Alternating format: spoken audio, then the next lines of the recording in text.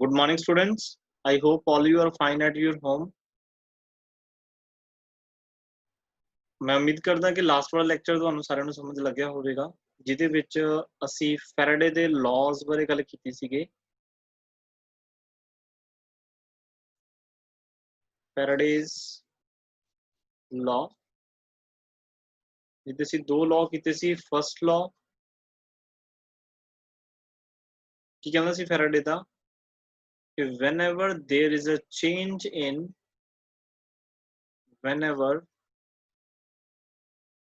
there is change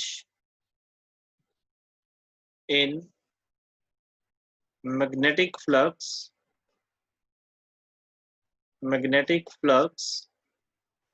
linked with the coil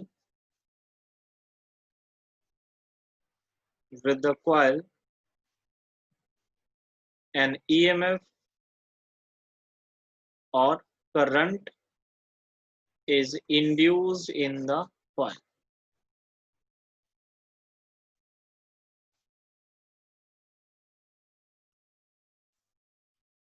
ठीक है जी। Second law ਜਿਹੜਾ ਸੀ ਫੈਰਾਡੇ ਦਾ ਉਹ ਸਾਨੂੰ ਮੈਥਮੈਟਿਕਲ ਐਕਸਪ੍ਰੈਸ਼ਨ ਦੱਸਦਾ ਹੈ ਕਿ ਜੋ EMF ਜਾਂ ਕਰੰਟ ਪੈਦਾ ਹੋਏਗਾ ਉਹ ਡਾਇਰੈਕਟਲੀ ਪ੍ਰੋਪੋਰਸ਼ਨਲ ਹੋਏਗਾ rate of change of flux ਦੇ d∅dt मतलब किन्नी magnetic flux y is a symbol of magnetic flux किन्नी मैग्नेटिक फ्लक्स चेंज हो रही है with respect to time. Directly proportional sign हटा के मैं एक माइनस साइन एक n भी ऐड किया सी n की है फॉर नंबर ऑफ टर्न्स। अगर एक टर्न है तो n की वैल्यू 1 होएगी ते अगर n टर्न्स ने तो n दे नाल असीं मल्टीप्लाई कर दांगे जिन्ने भी होंगे 10 20 30 जिन्ने भी हो सकते हैं। ते नेगेटिव साइन बारे मैं तुहानूं कहा सी भी इहदे बारे आपां डिस्कस करांगे। तो जब आप इस नेगेटिव साइन के बारे ही गल करन जा रहे हैं तो बच्चे एक लॉ है लेंजेस लॉ ये क्लीयर होगा। लेंजेस लॉ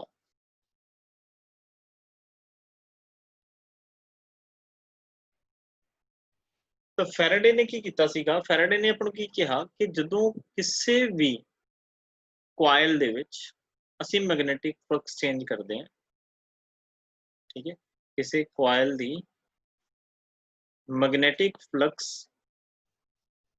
चेंज करते हैं देखो तुहानूं मैं कहा सी भी आ वर्ड बार बार आऊगा तो आप कहने भी करंट या EMF इंड्यूस होंगी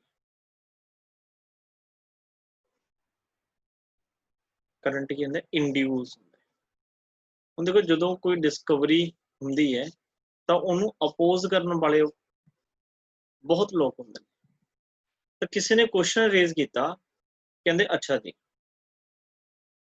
मतलब फैराडे ने क्वेश्चन किया कहते अच्छा जी भी यदा मतलब तुसी EMF मतलब करंट EMF मतलब मैक्सिमम पोटेंशियल डिफरेंस दैट मीनस कहना तुसी एनर्जी क्रिएट करती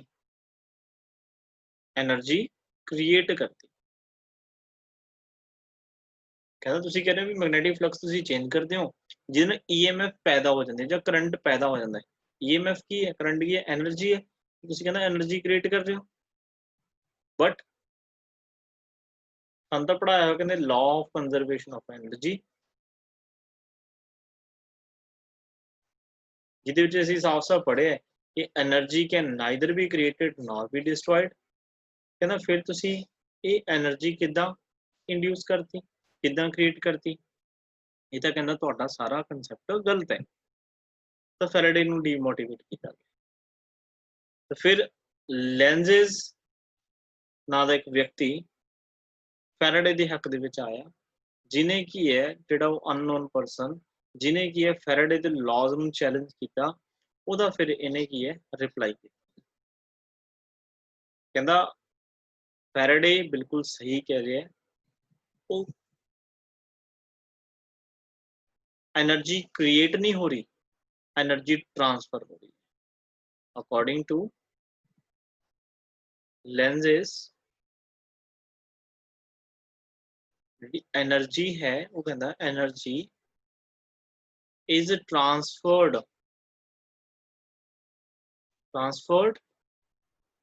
from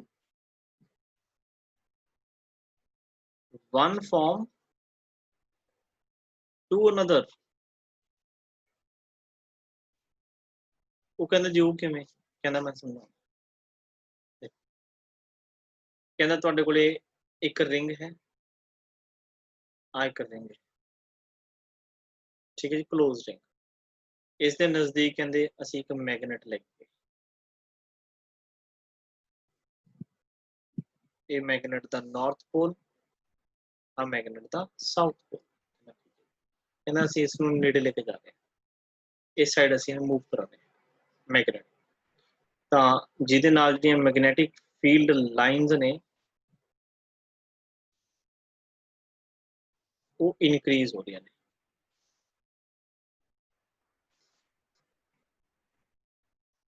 magnetic field lines increase ਹੋ ਰਹੀਆਂ ਨੇ ਮਤਲਬ ਅਸੀਂ ਮੈਗਨੇਟ ਨੂੰ ਮੂਵ ਕਰਾ ਰਹੇ ਹਾਂ ਮੈਗਨੇਟ ਨੂੰ ਕਰਾ ਰਹੇ ਹਾਂ ਮੂਵ ਤੇ ਮੈਗਨੇਟ ਕੀ ਹੈ ਕਲੋਜ਼ ਆ ਰਹੀ ਹੈ ਰਿੰਗ ਦੇ ਜਿਹਦੇ ਨਾਲ ਕੀ ਜਿਹੜੀ ਇਹਦੀ ਮੈਗਨੈਟਿਕ ਫਲਕਸ ਹੈ ਉਹ ਇਨਕਰੀਜ਼ ਹੋ ਰਹੀ ਹੈ ਤੇ ਉਸ ਮੈਗਨੈਟਿਕ ਫਲਕਸ ਦੇ ਇਨਕਰੀਜ਼ ਹੋਣ ਦੇ ਨਾਲ ਈਐਮਐਫ ਜਾਂ ਕਰੰਟ ਇੰਡਿਊਸ ਹੋ ਰਿਹਾ ਫੈਰਾਡੇ ਹੀ ਕਹਿੰਦਾ ਸੀ ਤਾਂ ਕਹਿੰਦਾ ਇਸ ਪੂਰੇ ਪ੍ਰੋਸੈਸ ਦੇ ਵਿੱਚ એનર્ਜੀ ਕ੍ਰੀਏਟ ਨਹੀਂ ਹੋਈ એનર્ਜੀ ਟ੍ਰਾਂਸਫਰ ਹੋਈ ਹੈ ਕਹਿੰਦਾ ਜਿਹੜੀ ਇਹ ਮੈਗਨੇਟ ਹੈ ਇਹ ਆਪਣੇ ਆਪ ਤਾਂ ਨਹੀਂ ਮੂਵ ਕਰ ਰਹੀ ਨਾ ਇੱਕ ਐਕਸਟਰਨਲ ਵਰਕ ਸਾਡੇ ਦੁਆਰਾ ਜਾਂ ਕਿਸੇ ਵੀ ਏਜੰਟ ਦੁਆਰਾ ਇਹਦੇ ਤੇ ਇੱਕ ਐਕਸਟਰਨਲ ਵਰਕ ਕੀਤਾ ਜਾ ਰਿਹਾ ਮੈਗਨੇਟ ਮੂਵ ਕਰਨੀ ਹੈ ਤਾਂ ਵਰਕ ਡਨ ਤਾਂ ਹੋਏਗਾ ਨਾ external work is done on magnet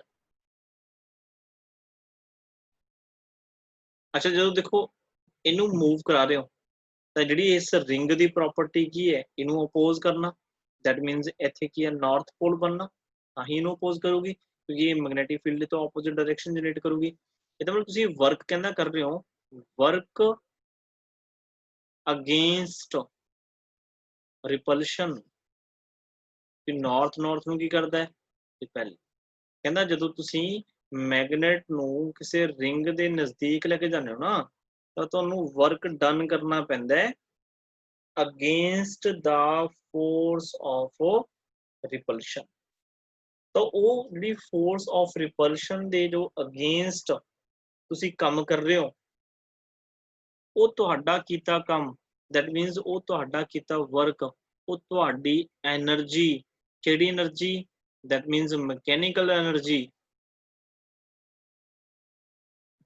mechanical energy convert हो रही है into electrical energy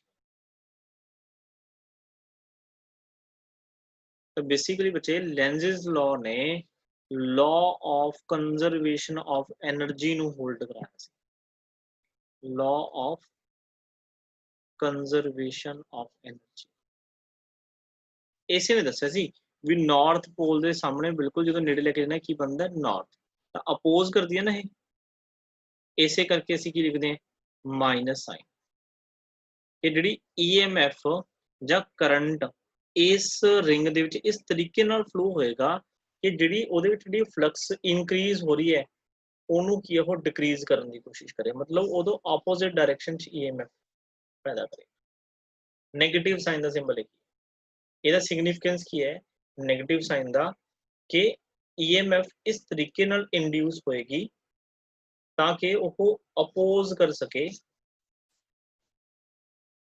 ਅਪੋਜ਼ ਕਿਹਨੂੰ ਅਪੋਜ਼ ਕਰਨਾ ਨੇ ਚੇਂਜ ਨੂੰ ਚੇਂਜ ਇਨ ਮੈਗਨੈਟਿਕ ਫਲਕਸ ਜਿਹੜਾ ਵਰਕ ਡਨ ਅਸੀਂ ਕਰ ਰਹੇ ਹਾਂ ਉਹ ਸਾਡੇ ਦੁਆਰਾ ਕੀਤੇ ਵਰਕ ਡਨ ਦੇ ਨਾਲ ਜਿਹੜੀ ਇਹਦੀ ਮੈਗਨੈਟਿਕ ਫਲਕਸ ਇਨਕਰੀਜ਼ ਹੋ ਰਹੀ ਹੈ ਉਹਨੂੰ ਡਿਕਰੀਜ਼ ਕਰਨ ਦੇ ਲਈ ਮਤਲਬ ਉਹਨੂੰ ਘਟਾਉਣ ਦੇ ਲਈ ਇਹਦੇ ਵਿੱਚ ਕਰੰਟ ਪੈਦਾ ਹੋਊਗਾ तो इस तरीके नाल होगा कि ਉਹਨੂੰ डिक्रीज कर सके दैट मींस कि ਆਪਾਂ नेगेटिव ਤੇ ऑपोजिट डायरेक्शन ਆਪਾਂ ਇਸ ਸਾਈਡ ਲੈ ਕੇ ਜਾ ਰਹੇ ਇਹਨੂੰ ਇਸ ਦਾ ऑपोजिट ठीक है ਤਾਂ ਇਹ ਕਹਿੰਦਾ ਵੀ ਮੈਕੈਨੀਕਲ એનર્ਜੀ ਕਨਵਰਟ ਹੋਈ ਹੈ ਇਲੈਕਟ੍ਰਿਕਲ ਅੱਛਾ ਉਹ ਕਹਿੰਦਾ ਚਲੋ ਠੀਕ ਹੈ ਹੋ ਗਿਆ ਜਦੋਂ ਦੂਰ ਲੈ ਕੇ ਜਾਂਦੇ ਕਹਿੰਦਾ ਉਹਦੇ ਵਿੱਚ ਵੀ ਇਹੀ ਹੈ ਇੱਕ ਤੁਹਾਡੇ ਕੋਲੇ ਰਿੰਗ ਹੈ ਆ ਤੁਹਾਡੇ ਕੋਲ ਰਿੰਗ ਹੈ ਠੀਕ ਹੈ ਸੇਮ ਉਹੀ ਰਿੰਗ ਇਹ ਤੁਹਾਡੇ ਕੋਲੇ ਮੈਗਨੇਟ ਹੈ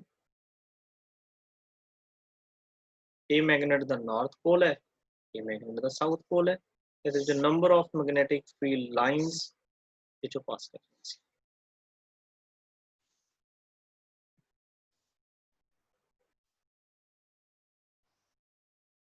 तो जो बच्चे ਅਸੀਂ ਇਸ ਨੂੰ दूर लेके जावांगे डेफिनेटली ਜਿਹੜੀ मैग्नेटिक फ्लक्स है वो चेंज होएगी, चेंज इन द सेंस वो मैग्नेटिक फ्लक्स डिक्रीज होएगी। तो जो पहला 100 लाइना कट रही हैं तो हो सकता है 80 रह जान, फिर 70, फिर 60, फिर 50, तो मैग्नेटिक फ्लक्स की होएगी डिक्रीज होएगी। तो कोयल की प्रॉपर्टी की है डिक्रीज होने देना चाहती, क्योंकि ये चाह रही है जे इसनों 100 लाइन्स टच कर रही ने तेनों 100 लाइन्स ही टच करना, ये कोई भी बॉडी अपने दे विच चेंज होना बर्दाश्त नहीं करती है। ठीक है, जिहदे लई इस तरीके नाल इहदे विच करंट पैदा करदी है कि इस लाइन्स नूं इह अट्रैक्ट कर सके, जिहदे लई इत्थे की बनाउंदी है साउथ साउथ पोल वाले फिर की करंट की चलदा है। ठीक है, तो मैग्नेटिक फ्लक्स चेंज हो रही है, तो दैट मीन्स मैग्नेटिक फ्लक्स की हुई है डिक्रीज हो रही है, जिहदे करके ईएमएफ ਜਾਂ करंट ਹੁੰਦੇ हैं। ये फैराडे लॉ कहता सी। अच्छा, लेंजिस लॉ फिर की कहता, कहता भी ਜਦੋਂ ਤੁਸੀਂ ਇਸ ਮੈਗਨੇਟ ਨੂੰ ਦੂਰ ਲੈ ਕੇ ਜਾ ਰਹੇ ਹੋ, दैट मीन ਤੁਸੀਂ वर्क डन ਕਰਦੇ ਹੋ, वर्क डन ऑन मैगनेट। अच्छा, किहदे against? Against force of attraction. देखो हुण फोर्स ऑफ अट्रैक्शन लग रही है, ਤੁਸੀਂ ਦੂਰ ਲੈ ਕੇ ਜਾਣ ਦੀ ਕੋਸ਼ਿਸ਼ ਕਰਦੇ ਹੋ, बट साउथ पोल इस नॉर्थ ਨੂੰ ਕੀ ਕਰੂਗਾ? अट्रैक्ट। कहता ਜਿਹੜਾ ਤੁਸੀਂ वर्क डन कर रहे हो ये ਤੁਹਾਡੀ ਕੀ है? Mechanical energy. तो मैकेनिकल एनर्जी का कन्वर्ट होती है इलैक्ट्रिकल एनर्जी।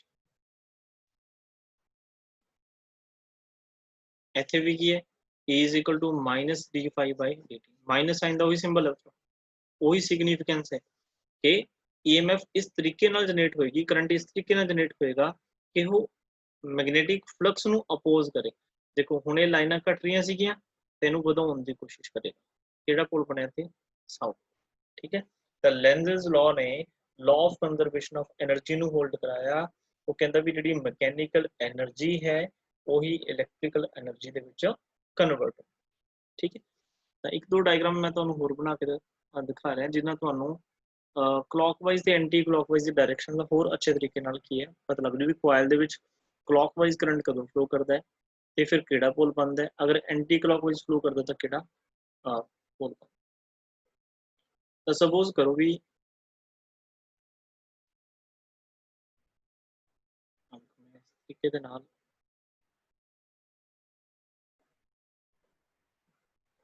ਜਿਹੜਾ ਹੈ डॉटेड पोर्शन दिखा रहा है ना, ये रिंग दी बैक साइड वाले पोर्शन है, ਤੇ ਜਿਹੜਾ सॉलिड है फ्रंट वाला पोर्शन।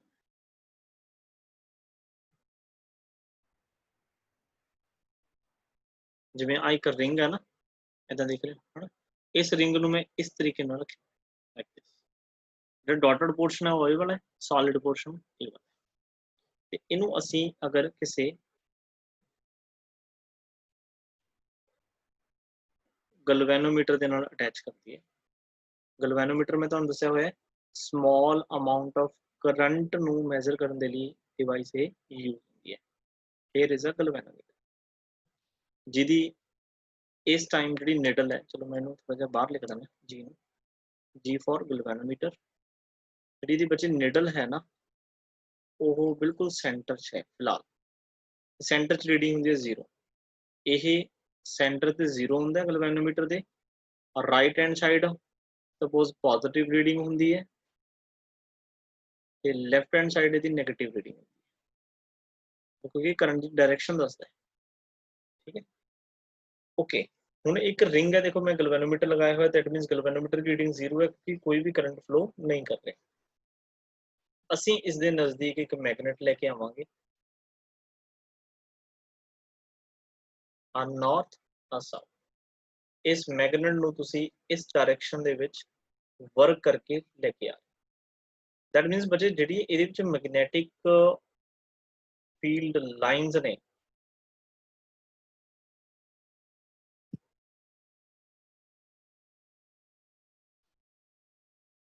ਜਿਹੜੀਆਂ ਮੈਗਨੈਟਿਕ ਫੀਲਡ ਲਾਈਨਸ ਨੇ, ਸੌਰੀ मैं एरो ये गलत ला गया, इस तरीके ਨਾਲ बाहर वाला आऊंगे।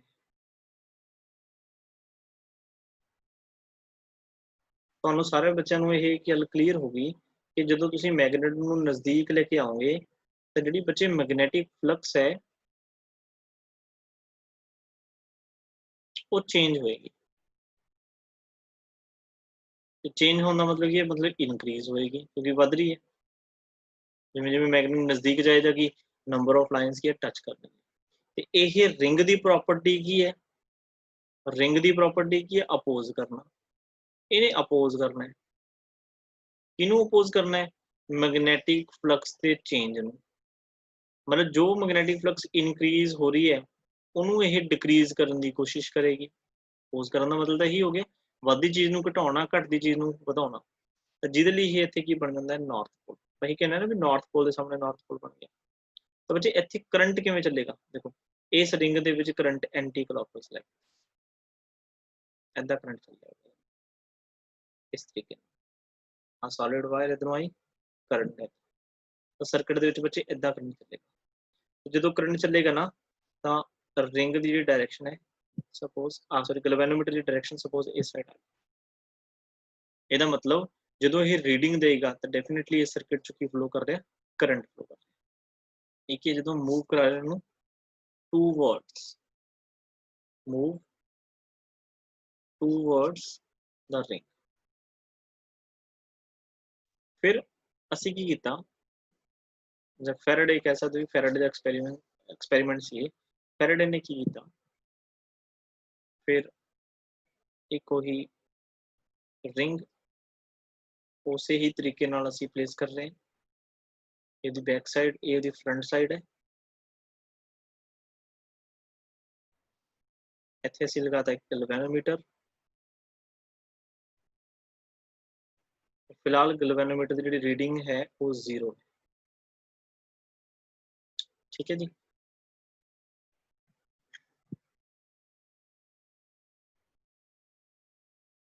ਇਸ ਜਗ੍ਹਾ ਤੇ ਸੀ ਇੱਕ magnet, north south number of lines निकलनी होंगी, magnetic field lines.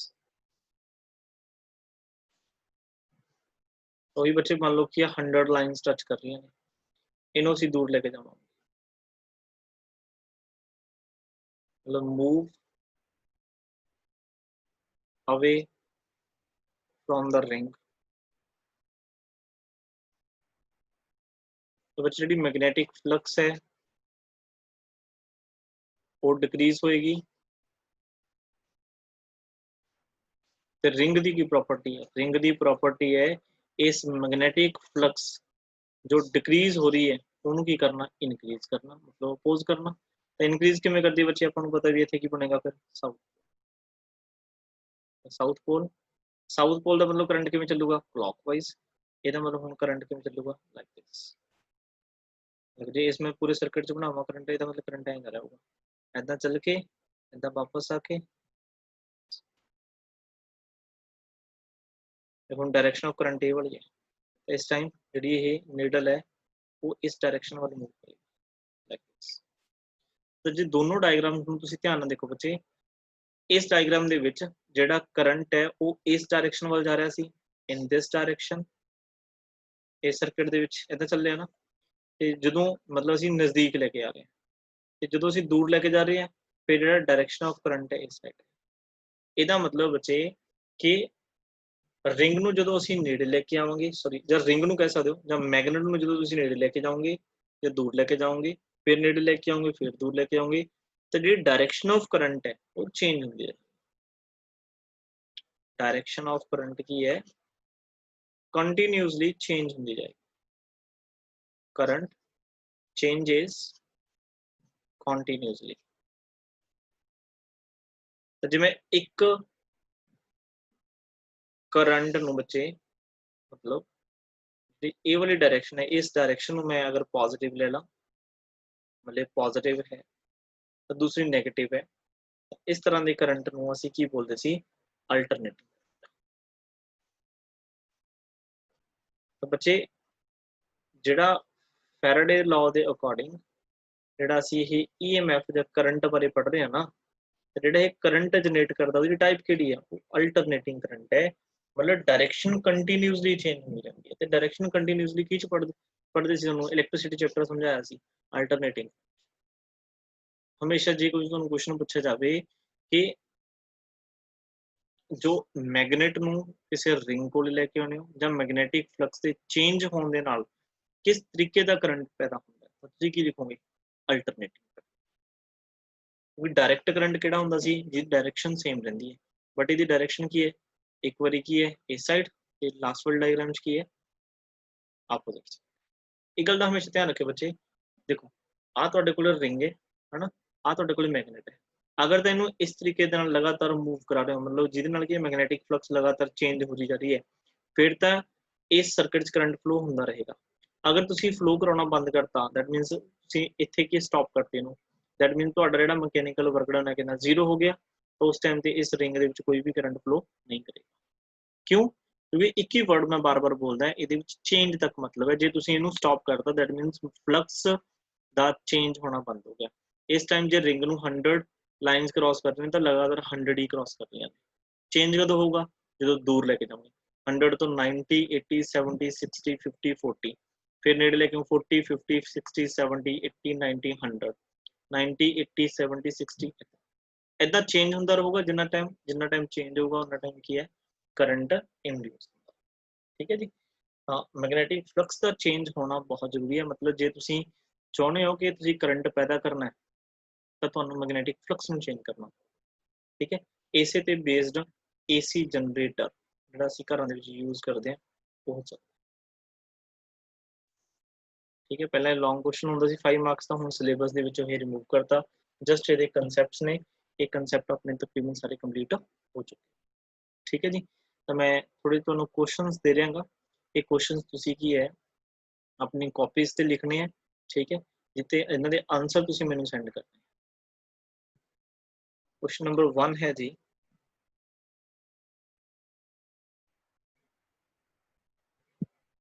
State two important questions लिखवा रहा मैं। स्टेट टू इंपॉर्टेंट या सिंपल लिख लो, state two properties of magnetic field lines. जो भी तुसी फिजिक्स की कॉपी बना रहे हो ਉਹਦੇ ਤੇ ਇਹ क्वेश्चंस नोट करने हैं ਤੇ ਇਹਦੇ आंसर्स लिखने हैं ਤੇ ਮੈਨੂੰ सेंड कर। Second, why does a compass needle deflected when brought near a bar magnet? बड़े बेसिक ते इंपॉर्टेंट क्वेश्चंस ने ये। थर्ड क्वेश्चन है, draw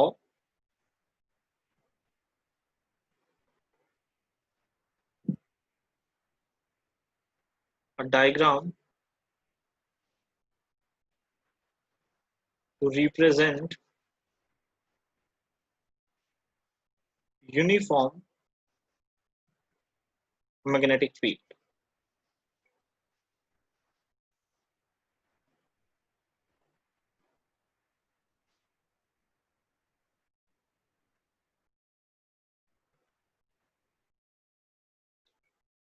Why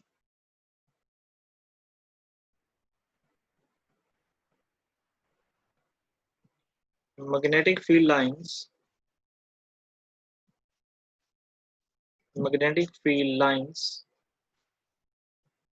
cannot intersect with each other?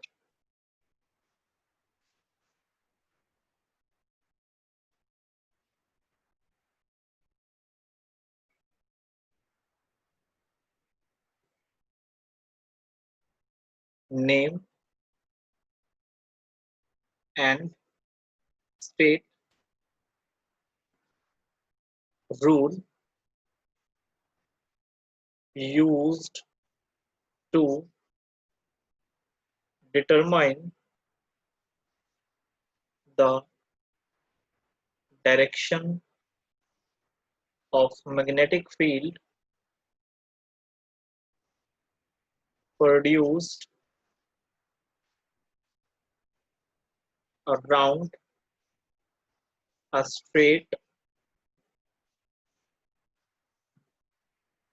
current carrying conductor. Current carrying conductor. ठीक है जी. Next,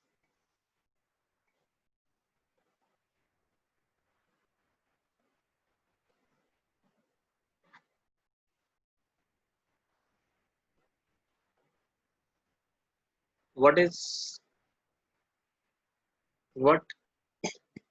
an electromagnet?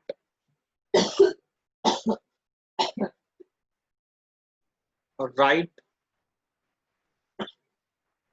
two uses of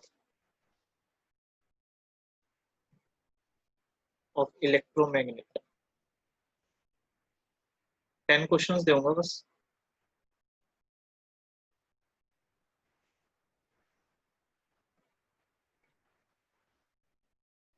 State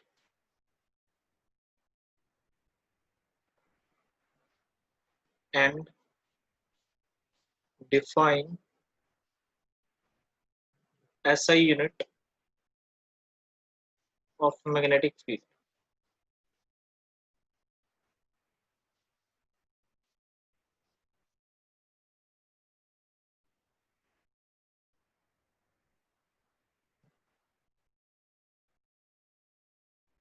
Draw magnetic field around a bar magnet.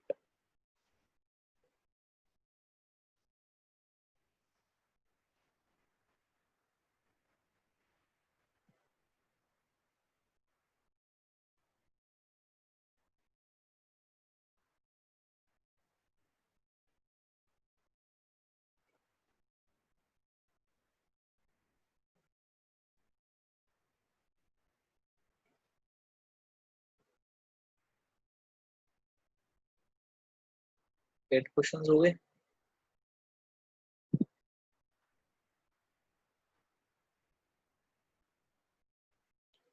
9 है जी. What is a solenoid?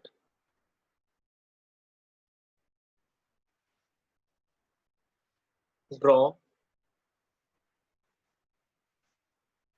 magnetic field lines